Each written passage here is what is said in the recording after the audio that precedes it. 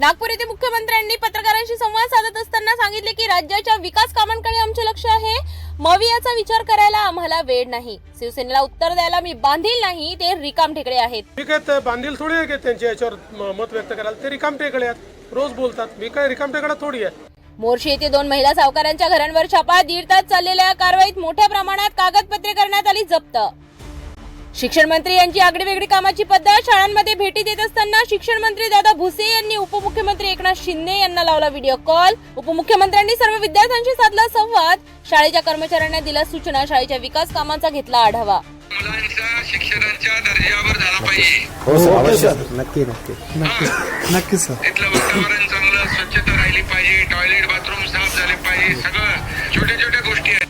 वडिलांनी मोबाईल न दिल्याने 17 वर्षीय ओमकार पैलवारने घेतला गळफास. मुलाची आत्महत्या पाहून वडिलांनीही केली आत्महत्या. घटनेमुळे पैलवार कुटुंबीय आणि गावावर कोसळला दुःखाचा डोंगर.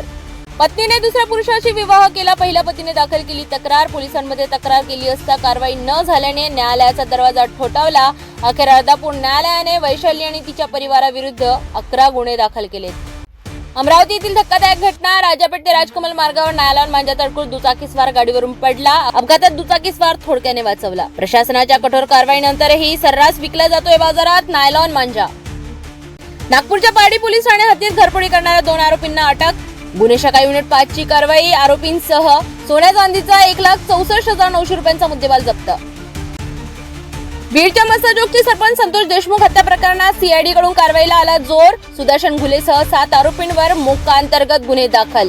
गृहमंत्री देवेंद्र फडणवीस यांनी दिलेल्या आदेशानंतर कारवाईत तत्परता आल्याचे दिसून आले. 69 वर्षीय आजोबांचा नाद खुळा. संभाजीनगरहून सुरुवात केली पूर्णानगरची 4000 किलोमीटरची परिक्रमा. तरुणाईला मोलाचा संदेश देत क्षेत्रीय निवृत्त अधिकारी दिनकर बिरारे पत्नीचा विरोध पत्करून निघाले नर्मदेच्या परिक्रमेवर.